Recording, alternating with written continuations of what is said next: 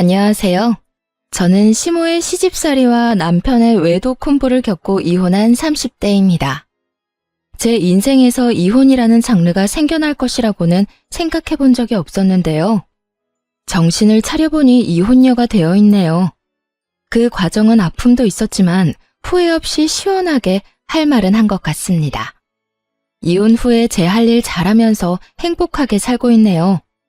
사람 앞날 아무도 모른다더니 그 말이 딱 맞는 것 같아요. 남편을 처음 만났을 땐 제가 그 사람과 결혼을 하게 될 줄도 이혼을 할 거란 것도 몰랐으니까요. 남편과 처음 만난 곳은 제가 일을 하고 있던 가게였어요. 저는 작은 베이커리 가게에서 노하우를 배우며 일을 하고 있었어요. 남편은 그곳의 단골 손님이었어요.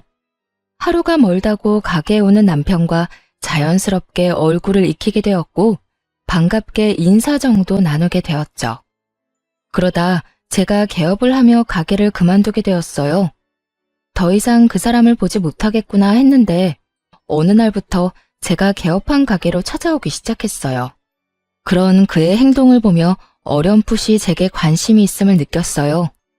얼마 후 남편이 고백을 했고 연애와 결혼으로 이어졌어요. 결혼을 준비할 당시 남편은 누구나 들으면 알만한 대기업을 다니고 있었는데 시모는 그 아들을 무척이나 자랑스러워했어요. 그리고 대기업에 다니고 있는 잘난 아들과 작은 가게를 하는 제가 어울리지 않는다고 생각하는 것 같았어요. 매출부터 가게 평수 등 여러 가지를 자세히 묻고 난 후 굳어버린 표정을 보는데 모를래야 모를 수가 없었죠. 그런 상황을 겪고 나니 그 사람을 사랑하지만 결혼을 하는 것이 맞는지 고민이 되기 시작했어요. 결혼을 밀어붙이는 그 사람 때문에 마지못해 결혼을 허락하는 시모의 결정이 마음에 걸렸어요. 있잖아, 이 결혼 생각 좀 더 해봐야 할 것 같아. 뭐? 왜? 혹시 우리 엄마 때문에? 솔직히 말하면 맞아. 어머님이 나 탐탁치 않아 하시는 것 같은데 아무리 자기를 사랑해도 그런 결혼은 하고 싶지 않아. 나도 내가 하는 일에 자부심이 있는 사람인데 어머님은 그런 내가 자기한테 한참 모자란다고만 생각하시니 앞으로 이어질 일들이 너무 걱정돼. 아니야, 자기야. 물론 자기 말대로 우리 엄마가 처음에 좀 부족하다고 생각했던 건 맞는데 내가 자기에 대해 잘 이야기했더니 좋게 다시 생각하는 듯 했어. 내가 그런 일로 자기는 마음 상하는 일 없도록 할게.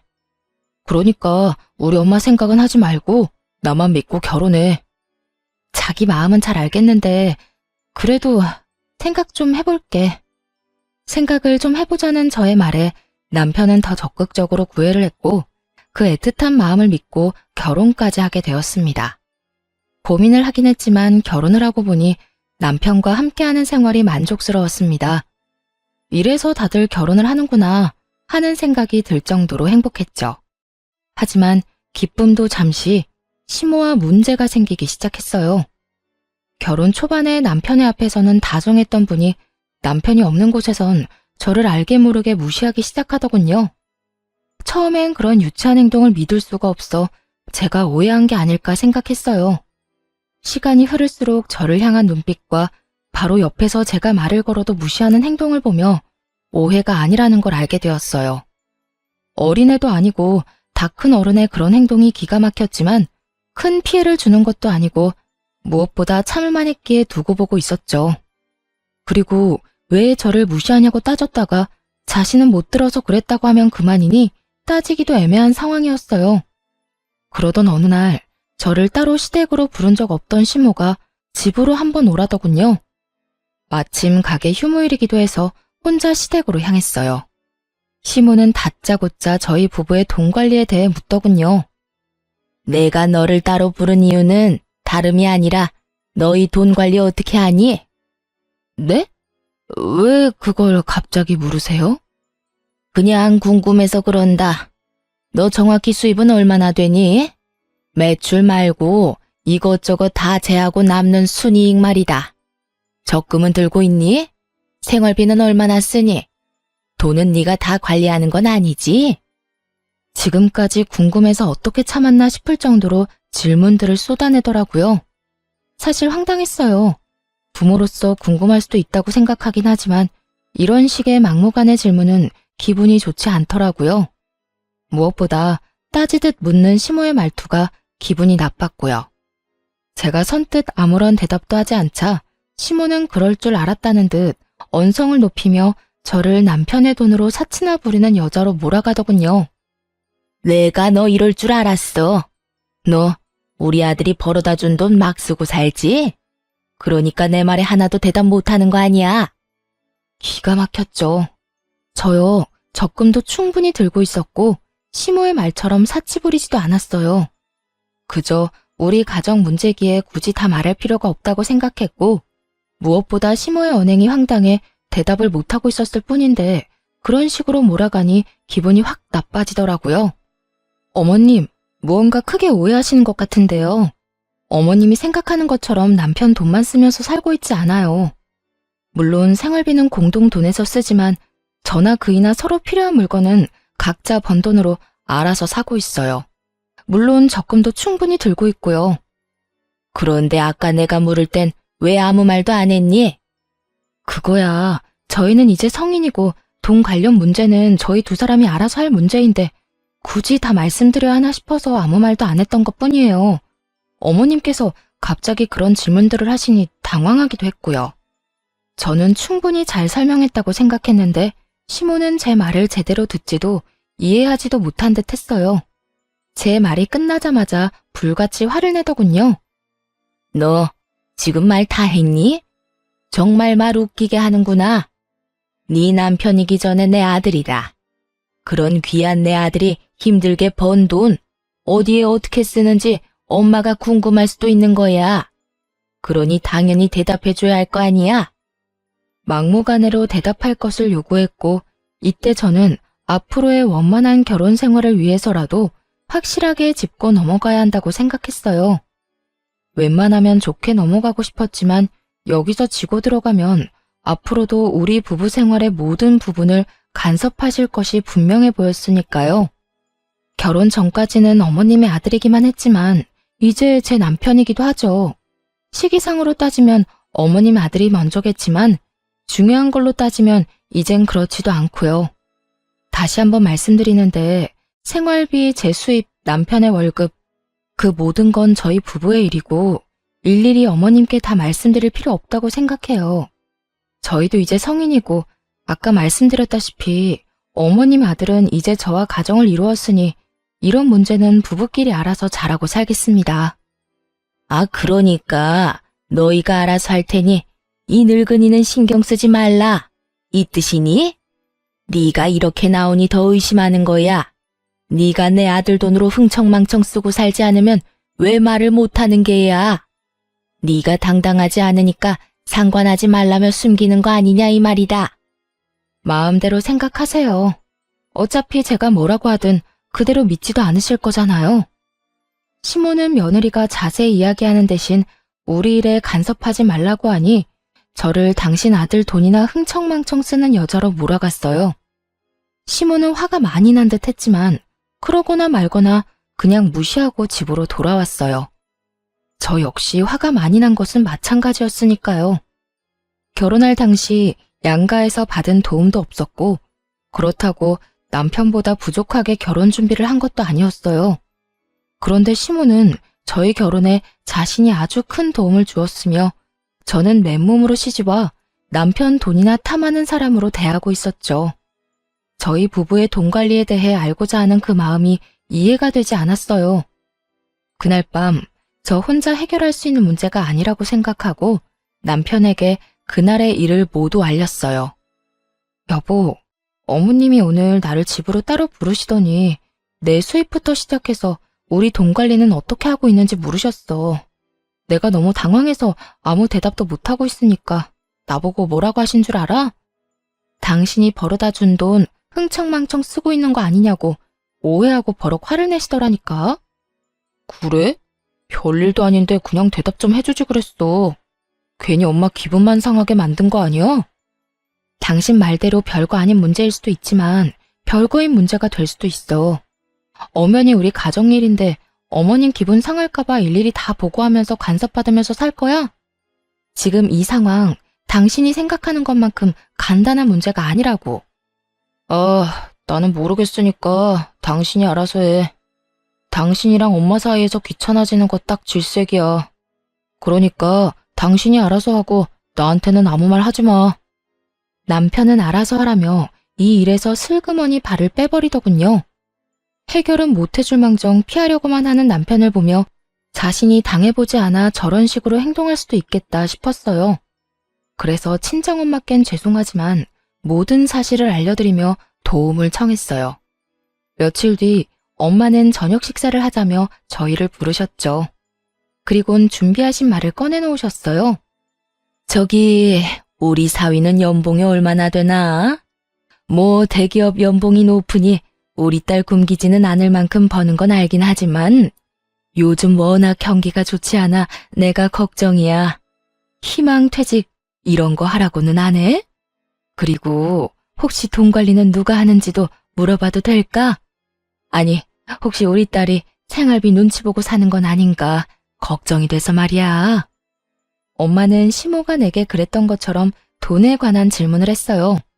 남편은 그런 엄마의 끝없는 물음에 크게 당황하는가 싶더니 주섬주섬 대답을 하더군요.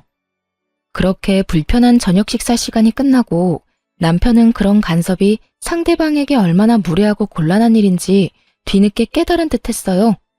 집으로 돌아오자마자 시모에게 전화를 걸었으니까요.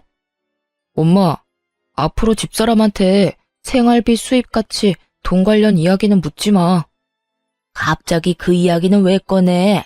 무슨 일이 있었니? 왜 이러긴. 진작 말해야지 했는데 오늘에서야 이야기하는 것뿐이야. 엄마는 그저 궁금해서 물어봤을지 몰라도 듣는 사람은 얼마나 기분 나쁘고 곤란하겠어? 그냥 궁금해서 그랬지. 우리 아들이 얼마나 버는지, 우리 며느리 가게는 어떤지 하고. 엄마가 궁금해하는 걸 이해 못하는 건 아닌데 입장 바꿔서 장모님이 나한테 그런 식으로 일일이 간섭한다고 생각해봐. 그러니까 앞으로는 그런 건 묻지도 궁금해하지도 말아요. 우리가 알아서 다 잘하고 있으니까. 남편은 단호하게 시모의 간섭을 막아버렸고 아들에겐 상냥하게 그저 궁금해서 그랬다며 앞으로 그러지 않겠다던 시모는 저에겐 180도로 태세를 바꿔 본격적으로 트집을 잡기 시작했어요. 온갖 트집 중에 가장 짜증이 나는 건 제가 입고 들고 신는 것에 관한 것이었어요. 결혼 전부터 입던 옷을 입어도 내 아들 돈으로 산 것이 아니냐며 시비를 걸더군요. 예, 그거 못 보던 옷인데 혹시 우리 아들 돈으로 산 옷이니?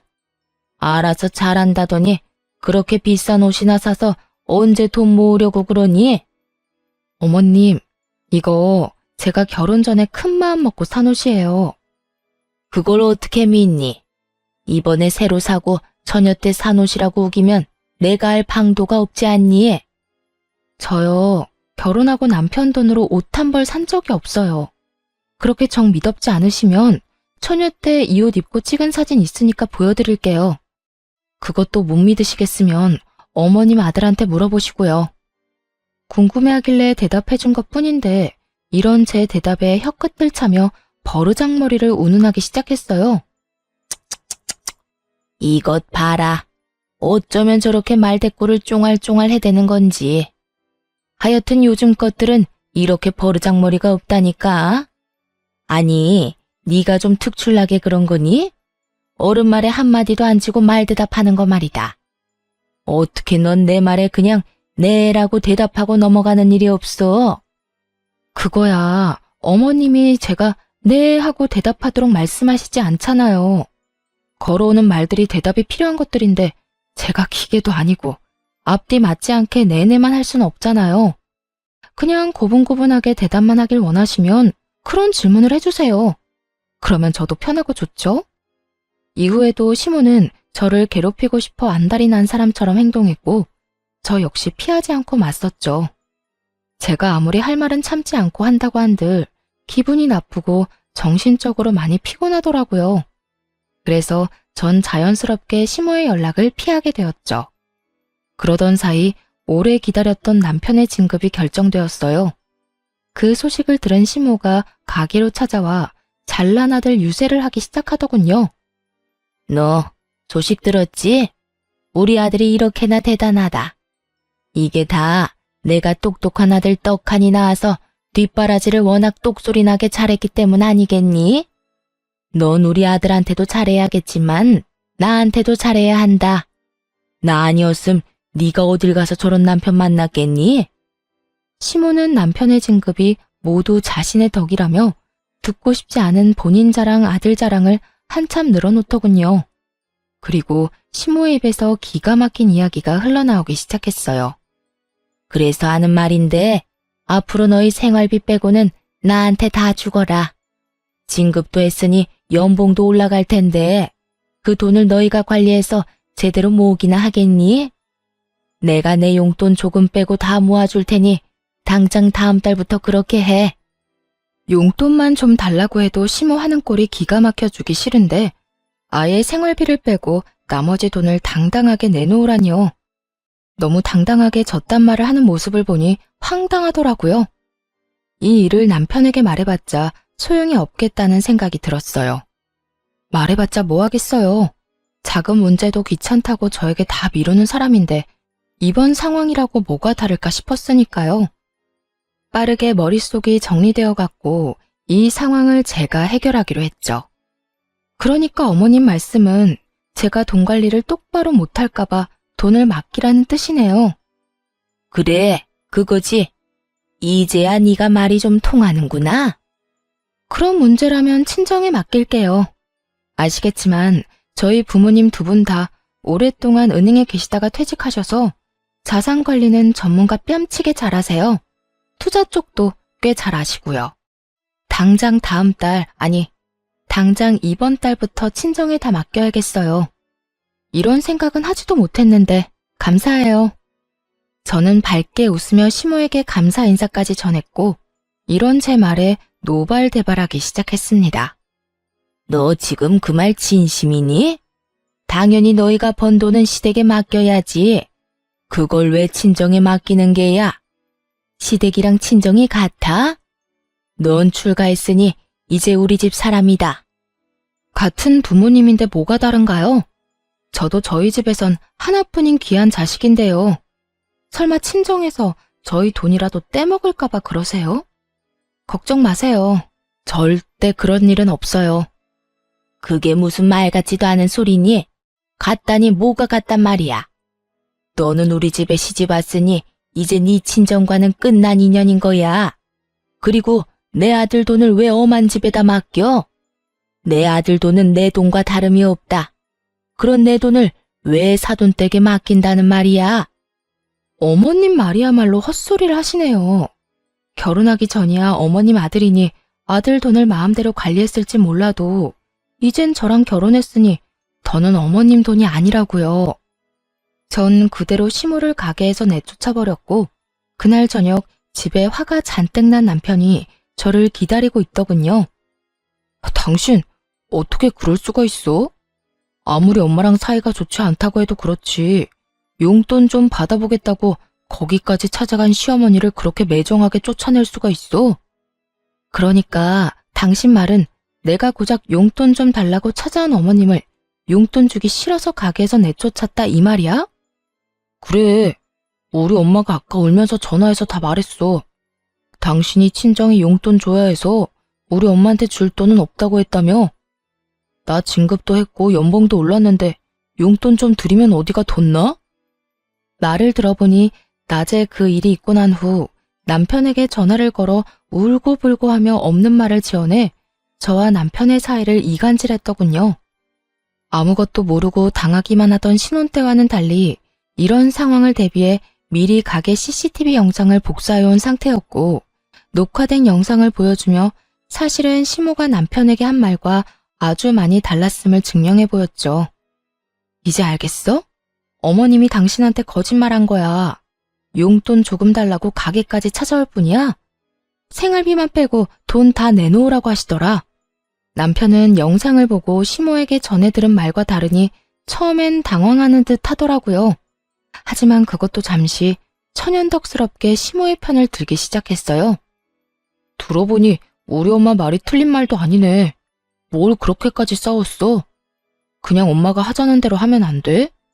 우리 엄마가 우리 편하게 돈도 관리해주고 알아서 투자도 해준다잖아. 우리한테 나쁜 일도 아닌데 왜 이 난리인지 모르겠다 정말. 정말 모르겠는 사람이 누군데 아무렇지 않게 말하는지 이해가 되지 않았어요.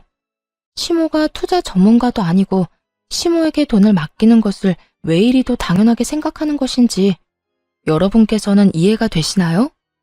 제 머리로는 도무지 이해가 되지 않았지만 남편과 시모의 말도 안 되는 논리에 따라주기로 했죠.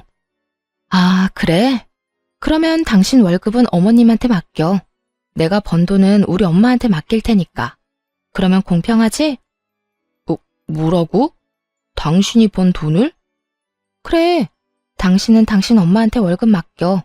난 내 수익 우리 엄마한테 맡길 테니까. 왜 진작 이 생각을 못했나 모르겠네. 큰 소리 날 것도 없이 각자 번 돈은 각자 부모님께 맡기면 깔끔한 일이잖아. 앞으로 이렇게 하자. 그러면 됐지? 제 말이 끝나자 남편은 그건 절대 안 된다며 난색을 보이더라고요. 당시 제가 운영하는 가게의 레터링 케이크와 수제 쿠키가 인기를 얻어 주문이 밀린 만큼 바빠졌고 자연스럽게 매출이 많이 올라 저의 수익이 남편의 월급을 넘기는 달이 많아지고 있었기 때문이었죠. 자신이 버는 돈을 시댁에 맡기는 것은 괜찮지만 나날이 늘어가는 제 수익을 친정에 맡기는 것은 싫었던 것이었어요. 당황한 남편은 속사포 랩을 하며 생각해보니 제 말이 다 맞는다며 변명을 하기 시작했어요. 그건 안 돼. 그게 얼만데 그걸 남을 맡겨? 남? 지금 우리 부모님을 남이라고 한 거야? 아니, 그게 아니라 생각해보니 당신 말이 다 맞는 것 같다고. 우리가 어린애도 아니고 우리 돈은 우리가 관리해야지. 지금처럼 돈 관리는 우리가 하자. 원래처럼 말이야. 우리 엄마한텐 내가 이야기할 테니까 당신도 방금 말은 없던 걸로 하기다. 알겠지? 남편의 말을 듣고 있는데 어이가 없어 말문이 막혔어요. 그렇게 아무 대답도 하지 않고 남편을 빤히 보고 있는데 남편 휴대폰에 문자 알림음이 울리더군요. 남편은 놀라며 휴대전화를 확인했고 그의 안경렌즈에 반사된 문자 내용을 언뜻 보게 되었어요. 상호는 보지 못했지만 20만 원이 넘는 금액을 쓴 카드 승인 문자였어요. 순간 뭔가 기분 나쁜 예감이 저를 스쳤죠. 남편에게 문자가 온 것이라면 남편의 카드를 썼다는 것일 텐데 남편은 저와 이야기를 나누고 있었으니 그 어떤 것도 결제할 틈이 없었죠. 거기에다 자동 결제라 하기에도 저녁 10시가 넘은 시간이라 그 시간에 자동 결제가 될 일도 없었고요. 카드 승인? 당신 카드 잃어버렸어? 당신은 지금 나랑 이러고 있는데 무슨 카드 승인 문자가 와? 나는 혹시나 하는 마음에 남편에게 물었고 크게 당황하는 듯 하다가 대답하더군요. 잃어버린 게 아니라 엄마한테 꼭 필요한 거 있으면 쓰시라고 한 장 줬어. 뭐? 카드를 어머님 드렸다고? 비상용으로 혹시나 해서 줬는데 오늘 쓸 일이 있었나 보네. 당신 기분 나쁜 거 아니지? 우리가 따로 용돈을 드리고 있는 것도 아니고 이 정도는 할 수 있잖아. 잘했어. 어머님께 카드 정도는 드릴 수 있지. 애써 쿨한 척 대답은 했지만 저는 전혀 괜찮지 않았어요. 시모는 9시 뉴스가 시작되기도 전에 잠자리에 드는 편이라 카드를 사용한 그 시간까지 깨어있을 사람도 아니었죠. 혹여나 무슨 일이 있어 깨어있더라도 아들 카드를 말없이 20만 원이 넘는 금액을 결제할 사람이 아니었거든요. 남편이 수상할 수밖에 없는 상황에 찜찜한 마음을 가득 안고 그의 행동을 눈여겨보게 되었습니다. 그러다 결국 꼬리를 잡게 되었습니다. 그날은 남편이 진급 축하 회식을 하고 밤늦게 들어온 날이었어요. 잔뜩 술에 취해 정신없이 잠이 든 상태였죠. 일단 전 잠든 남편을 살피며 조심스레 휴대전화를 살펴보았습니다. 딱히 수상한 점은 발견할 수 없었어요. 주차장으로 내려와 남편의 차 블랙박스를 살펴보게 되었습니다. 그곳에서 믿을 수 없는 영상을 발견하게 되었습니다. 얼마나 철두철미한지 이전 영상은 다 삭제되어 있었는데 딱 그날 집으로 돌아오는 차안 상황만 남아있더라고요. 회식 마친 남편은 상간녀와 함께 대리를 불러 차를 타고 온 듯 했어요. 술에 너무 취해 지우는 것을 깜빡해 남아버린 외도의 증거가 적나라하게 드러나 있었죠. 자기야, 오늘 너무 많이 마신 거 아니야? 진급해서 기분 좋아 마시는 술은 아닌 것 같던데? 요즘 집사람 때문에 스트레스 받아서 그래. 무슨 여자가 한마디 지는 법이 없어. 우리 엄마한테도 또박또박 말대답이나 하고 말이야. 내가 요즘 두 사람 그 사이에서 아주 피곤해. 그것만큼 남자 피곤하게 만드는 일이 또 없지. 그래서 난 우리 남편이 뭐라고 하면 그냥 대답만 하고 무시해버려. 말 길게 해봤자 좋은 게 하나 없더라고. 자기는 어쩌면 이렇게 현명해? 어디 현명하기만 해? 능력도 좋아서 이번에 나 진급까지 딱 시켜주는 거 봐. 나 사실 이번엔 기대도 안 하고 있었는데 자기 덕에 진급도 했잖아. 자기야, 정말 고마워. 내가 앞으로 더 잘할게. 남편은 술에 취해 건들대면서도 상간녀를 바라보는 눈빛만은 꿀이 뚝뚝 흘러내릴 것 같더군요. 상간녀 역시 그런 남편을 웃으며 바라보았고요. 어이구, 그러다 이혼하고 나하고 살겠다고 그러겠다. 혹시나 해서 또 이야기하지만 난 이혼할 생각 전혀 없어. 그러니까 자기도 이혼 생각은 하지도 마. 걱정하지도 마세요. 나도 이혼할 생각은 없고 혹시나 이혼하더라도 자기한테 같이 살아달라고 떼쓰지 않을 테니까. 그냥 지금처럼 내 곁에만 있어줘도 난 만족해. 그래, 우리 지금처럼 서로 즐기면서 잘 지내자. 그게 현명한 거야. 나중에 들어보니 상간녀는 같은 회사에 다니는 직장 상사였어요. 나이도 남편보다 5살 많더라고요. 그렇게 자랑스러워하던 진급도 상간녀가 힘써준 덕분이었어요. 상간녀도 유부녀로 두 사람은 이혼 생각은 전혀 없이 그저 그 관계를 유지하며 즐기는 사이였어요. 영상을 보는데 큰 벽돌이 뒤통수를 내리 찍는 것 같은 충격이 느껴졌습니다. 남편을 의심하며 지내는 며칠 동안 어쩌면 외도라는 최악의 상황을 각오하긴 했지만 그 장면을 제 두 눈으로 보고 듣는 것은 예상보다 더 충격적이었어요. 그때까지만 해도 남편에 대한 사랑하는 마음이 남아있었기에 배신감에 손이 떨리고 하염없이 눈물이 흐르기 시작했습니다. 남편의 외도 사실을 알게 된 저는 이혼을 결심하게 되었고 우리가 함께했던 신혼집에서의 제 짐도 정리하기 시작했습니다. 두 사람을 한 번에 묶어서 보내버릴 그날을 준비했습니다. 결전의 그날, 전 제 옷 중에 가장 화려하고 예쁜 옷을 입고 어려 보이게 화장도 하고 남편 회사로 향했어요. 점심시간으로 붐비는 회사 로비에서 두 사람을 기다렸죠. 멀리서 상간녀가 걸어 나오더라고요. 영상 속에서 보고 또 보았던 상간녀의 앞으로 걸어가 길을 막아섰고 저를 이상한 눈으로 보는 상간녀에게 다른 사람이 다 들을 수 있게 큰 소리로 말해주었어요.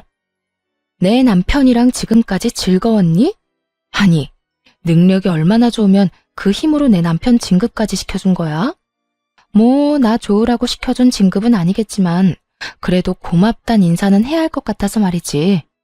여러모로 참 고마워. 제 말을 들은 상간녀는 그제야 제가 누구인지 알아챈 듯했고 얼굴이 순식간에 붉어지기 시작하더군요. 전 그런 상간녀가 대답할 틈도 없이 준비한 다음 말을 이어나갔어요. 들어보니 이혼할 마음은 없는 것 같던데. 난 이혼할 예정이니까 넌 네 가정 잘 지키면서 내 남편이랑 편하게 만나. 둘 다 유부남 유부녀인 것보다 한 명이 혼자면 두 사람이 좀 더 편하게 만날 수 있지 않겠어요? 그게 무슨 말이에요. 사람 착각한 모양인데 난 당신 남편이 누군지도 모르고 불륜이나 저지르는 그런 파렴치한 사람 아닙니다. 남의 회사 와서 소란이나 피우고 무슨 짓이에요? 죄 없는 사람 잡지 말고 똑바로 알아보세요. 당황해하는 표정을 숨기지도 못하면서도 뻔뻔하게 사람을 잘못 봤다며 발뺌을 하더라고요. 그 순간 상간녀의 휴대전화기가 울리기 시작하고 멀리서 휴대전화를 얼굴에 대고 해맑게 걸어오는 남편을 발견했죠. 저는 직감적으로 남편의 전화 상대가 상간녀임을 알아차렸고 상간녀의 손에서 요란하게 울고 있는 휴대전화를 낚아채 전화를 받았어요. 자기 어디야? 밥 먹으러 갔어? 어딘지 알려주면 나도 그리로 갈게. 우연인 척하고 같이 먹으면 되잖아. 그때까지도 제발 아니길 바랬지만 역시나 그 전화는 남편의 전화였고 아무것도 모르는 남편의 목소리는 참 해맑더군요. 전 그런 남편을 향해 손을 흔들며 큰 소리로 이렇게 말해주었어요.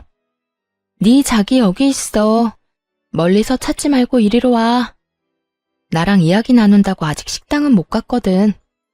남편은 그제야 저를 발견했고 해맑던 얼굴은 순식간에 웃음기를 잃고 달려오더라고요. 이 흥미진진한 상황에 점심을 먹으러 가던 주변 사람들의 모든 시선이 저희 세 사람에게 집중되었고 그 최고의 타이밍에 남편에게 준비한 말을 해주었어요. 당신 여기 어떻게 왔어? 이게 무슨 일이야?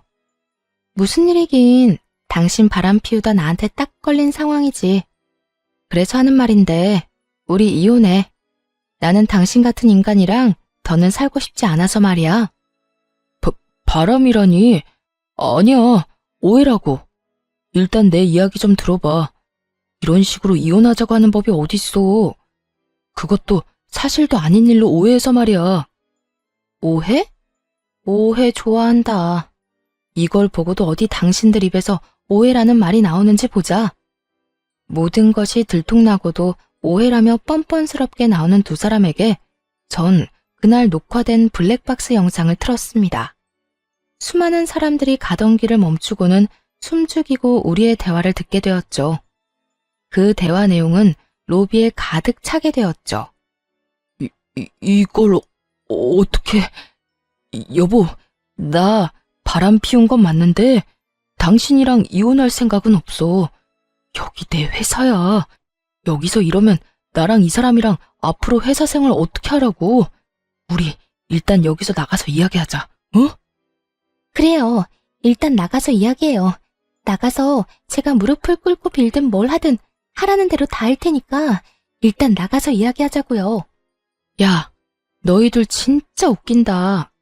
너희가 이혼할 생각이 없으면 나는 이혼도 하면 안 돼? 양심이라는 게 없니? 그리고 내가 어디에서 무슨 말을 하든 그건 내 마음이고 난 내 뜻대로 할 거야. 내가 지금 이 상황에 너희 두 사람 회사 생활까지 걱정해주면서 말 가려하게 생긴 것 같아? 손댈 가치도 없어 보여서 좋은 말로 해주니까 내가 만만해? 저는 악다구니를 쓰며 두 사람을 향해 소리를 질러버렸고 두 사람은 아무 말도 못하고 고개만 푹 숙이고 있었어요. 저희 목소리에 사람들은 점점 더 모이기 시작했고 남편은 저라도 붙잡아야겠다는 생각이 들었는지 매달리기 시작했어요. 여보, 내가 정말 잘못했어. 잠시 어떻게 됐었나 봐. 그런 짓을 하면 안 되는 거였는데. 회사 일로 이런저런 일 상의하다 보니까 그렇게 됐어. 앞으로 다신 이런 일 없도록 할 테니까 한 번만 나 용서해주라. 내가 당신 없이 어떻게 살아. 나 당신 여전히 사랑해. 어떻게 살긴 능력 좋고 현명한 저 여자랑 즐기면서 잘 살면 되지. 어찌되었든 난 내 할 말 다 끝났어. 더 할 말 있으면 법원에서 판사님한테 말해. 그렇게 뒤돌아 나오는데 상간녀가 무릎을 꿇고 빌기 시작하더라고요. 저기요. 제가 정말 죄송합니다. 남편분과는 다시는 만나지 않겠습니다. 제가 이렇게 빌 테니까 제발 제 남편에게만 알리지 말아주세요. 저 정말 이혼만은 절대 하고 싶지 않아요. 정말 웃기지 않나요? 자기 가정은 그렇게 소중하다는 사람이 남의 가정은 이렇게 망쳐놓고 이제 와서 미안하다는 말로 사과라뇨. 상간녀는 바닥에 머리를 숙이며 저에게 울고불고 하며 매달렸고 전 그런 상간녀를 내려다보며 말해줬어요. 와, 이거 진짜 웃긴 년일세. 남의 가정은 이딴 식으로 다 망가뜨려 놓고 네 가정은 행복하길 바래? 그렇게 네 가정이 소중했으면 애초에 이런 짓을 하지 말았어야지. 제발요. 제발. 정말 이혼까지 생각한 만남도 아니었다고요. 그저 가끔 밖에서 따로 시간 보내고 일 이야기 좀 나눈 것 뿐이라고요. 그러니까 제발 제 남편에게만은 말하지 말아주세요. 말했지? 네가 이혼을 한다 만다 결정할 문제가 아니라고. 이거나. 너도 할 말 있거든. 변호사 데리고 와서 법원에서 이야기해. 그 더러운 손 내 몸에 대지 말고. 전 끝까지 제 바지가랑이를 붙잡고 늘어지는 상간녀를 뿌리친 채 그대로 친정에 왔습니다. 놀란 친정 부모님께는 그간의 일들을 조목조목 말씀드렸어요. 친정 부모님께 극진한 케어를 받으면서 이혼을 진행하게 되었어요. 전 당연히 유리한 재산 분할과 함께 두 사람에게 위자료를 받고 깔끔하게 이혼할 수 있었죠. 전 남편과 상간녀는 불륜 관계를 비롯해 진급에도 상간녀의 과한 개입이 있었음이 밝혀지며 둘 다 사이좋게 회사에서 쫓겨나고 말았죠. 제가 집으로 보내버린 소장을 상간녀의 남편이 발견하게 되며 상간녀 역시 외도 사실이 드러나 이혼을 당했다고 하더군요. 그리하여 전 남편 역시 상간녀 남편에게 위자료를 주게 되었고 그렇게 두 사람은 이혼을 하며 두 번의 위자료를 주느라 거지가 되었다고 합니다. 그렇게 그 지독한 인연도 끝이라고 생각했는데 전 시모가 가게로 찾아왔더라고요. 급한 일이 있는데 전 남편이 연락이 안 된다고 말이죠. 너는 왜 전화를 안 받니? 여긴 무슨 일이세요? 내 말 안 들리니? 왜 전화 안 받았냐고 내가 물었지 않니? 몇 번을 전화했는데 어떻게 단 한 통을 안 받을 수가 있냔 말이야? 내가 굳이 그쪽 전화를 받아야 하는 이유라도 있나요? 이제 그럴 이유가 없다고 생각하는데요. 뭐? 그쪽? 너 진짜 어디 아프니? 아무리 너랑 내가 사이가 좋지 않다고 해도 그게 며느리가 시어미한테 할 말이라고 생각하는 거니? 에휴, 다 됐고 내 아들 요즘 무슨 일 있니? 왜 연락이 안 돼? 담보대출 이자 갚아야 하는 날은 지났는데 연락은 안 되고 계속 연체 연락이 오니 내가 여러모로 불안해서 이렇게 왔다. 우리 아들 회사 출근은 했니? 들어보니 전 시모는 제가 전 남편과 이혼했다는 사실을 모르는 듯 하더군요. 그리고 급히 돈 쓸 일이 있다며 돈을 빌려갔다고 해요. 다름 아닌 전 시댁집을 담보로 받은 대출이었죠. 금방 갚겠다던 전 남편은 돈은 고사하고 연락도 되지 않는 상황이고요. 그 순간 갑자기 블랙박스 영상 속에서 보았던 두 인간들의 대화가 생각났죠. 자기야, 나 돈 좀 빌려줄 수 있을까? 돈? 무슨 돈? 무슨 일 있어? 돈 필요한 일이 좀 있어서. 저번에 이야기했지만 알다시피 우리 친정엄마가 아파서 내가 돈 나갈 일이 많았잖아. 우리 남편은 내 돈으로 친정 뒷바라지하는 건 꿈에도 모르니까 이때까지 모은 돈 얼마나 되냐고 묻더라고. 모은 돈이 하나도 없다는 말이 안 나와서 대충 얼버무리긴 했는데 아무래도 조만간 통장 보자고 할 것 같아서. 그래? 그러면 일단 내가 좀 알아볼게. 나도 당장은 돈이 없고 우리 엄마한테 물어보고 빌려줄게. 정말? 자기 최고다 진짜. 내가 이자까지 쳐서 꼭 갚을게. 금방 갚겠다던 그 돈은 결국 받지 못한 모양이더군요. 그럴 수밖에 없는 상황이기도 했겠죠. 전 남편은 저에게 그리고 상간녀의 남편에게 위자료를 준다고 퇴직금의 빚까지 내서 탈탈 털어줬을 테고 상간녀 역시 상황이 별반 다르진 않았을 테니까요. 전 시모는 생각에 잠긴 제 어깨를 툭툭 치더니 준비한 말을 하기 시작했어요. 예, 무슨 생각을 그렇게 하는 거야? 너 돈 좀 있지? 일단 나 돈 좀 보내다오. 일단 연체된 돈부터 빨리 넣어줘야지. 하루가 멀다고 연락이 오는데 사람 피 말라 죽을 지경이다. 아무것도 모르는 전 시모는 아주 당당하게 당신 아들이 빌려간 돈을 제게 달라고 했어요. 그렇게 대단한 아들을 둔 전 시모를 한껏 비웃어주며 그간의 모든 일을 하나도 빠짐없이 알려주었습니다. 그걸 왜 나한테 달라고 그래요? 나 그쪽 아들이랑 이혼했어요. 저 그쪽 며느리 아니에요. 이혼한 지 넉 달이 넘어가는데 그걸 아직도 몰랐단 말이에요? 뭐? 이혼? 너희가 왜 이혼을 해? 왜 이혼하기는요. 그쪽 그 잘난 아들이 회사에서 유부녀랑 바람이 났지 뭐예요. 대기업 그렇게 노래를 하더니 결국 대기업 다니는 여자 만났으니 아줌마한테는 좋은 일이겠네요.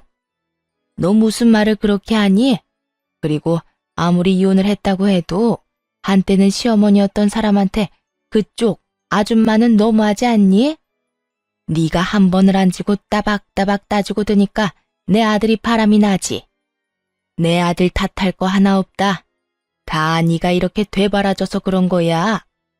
전시모는 이 와중에도 부끄러운 줄도 모르고 잘난 아들 감싸느라 정신이 없더군요. 그 눈물겨운 모성애 앞에 전 아직 말하지 않은 사실을 알려주었죠. 아, 그래요? 그러면 그런 걸로 치고 아줌마 대출 받았다고 했죠. 아마 그 대출금 못 갚아줄 거예요. 아줌마 아들 부정진급에 불륜까지 저질러서 회사에서 잘리고 이혼 위자료에 상간남 위자료까지 주느라 빚쟁이 됐을 거거든요. 그러니까 그 집 팔고 얼른 대출금부터 갚으세요. 아들 기다려봤자 연락 안 올 거라고요. 아, 그리고 아줌마한테 빌려간 그 돈 상간녀한테 빌려줬어요. 그 여자도 지금 빚쟁이 신세고요. 뭐야? 내 아들이 회사에 잘리고 빚쟁이가 됐다고? 그것도 모자란 내 돈을 그 여자한테 줬단 말이야? 네, 안타깝지만 다 사실이에요. 당장 아들한테 연락해서 물어보라고 하고 싶은데 보아하니 그 잘난 아들도 연락이 안 되는 것 같네요. 못 믿겠으면 회사에 연락해보든가요. 그럴 리가 없어.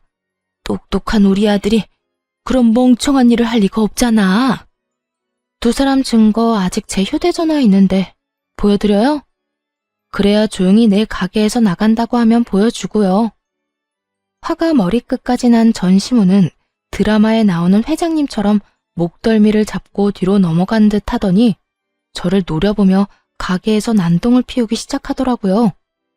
뭐야? 인연이? 이게 다 너 때문이다. 내 아들이 하필 너 같은 거랑 결혼해서 그렇게 된 거야. 불쌍한 내 아들 가여워서 어쩌노. 내 아들뿐인 줄 알아? 한평생 살아온 내 집은 어떻게 할 거야? 그게 왜 내 탓이에요. 생사람 잡지 말고 당장 여기서 나가세요. 여기까지만 하고 나가면 내가 마지막으로 한 번은 참겠지만 지금 나가지 않으면 진짜 가만 안 있어요. 그렇게 마지막 기회를 줬지만 전 시모의 귀에는 들리지 않는 듯 했어요. 온갖 욕을 하며 제가 정성 들여 만든 쿠키와 케이크를 다 쓸어버리는가 싶더니 테이블과 의자까지 넘어뜨리더군요. 거기에다 예약을 받아 곱게 포장해 놓은 케이크까지 다 바닥으로 떨어뜨려 엉망이 되어 버렸고요. 독한 년, 네가 그렇게 지독하게 구니 우리 착한 아들이 기가 눌려서 오만 여자한테 눈길을 준 거 아니냐 이 말이다. 내 아들을 그 꼴로 만들어 놓고 넌 이렇게 잘 먹고 잘 살려고 했어? 그렇게는 못 두지. 내가 그 꼴을 보고만 있을 것 같아? 정신 좀 차리세요.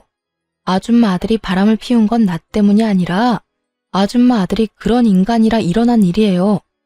회사에서 잘린 것도 빚쟁이가 된 것도 다 아줌마 아들 탓이고 다 아들을 그따위로 키운 아줌마 탓이라고요. 전 이렇게 고함을 질러주며 전 시모를 끌어다 가게 밖으로 내쫓아버렸고 경찰에 신고를 해버렸죠. 예전의 관계를 생각하며 전 시모의 만행을 그냥 넘길 만큼 마음이 너그러운 사람이 아니었어요. 사실 전 시모와의 정은 쌓인 적도 없었지만요. 그렇게 전 경찰에게 가게에서 난동을 부린 모든 장면이 담긴 CCTV 녹화 파일을 넘겨드렸고 전 시모가 망가뜨린 제품을 비롯한 모든 것들을 청구해 다 받아냈죠.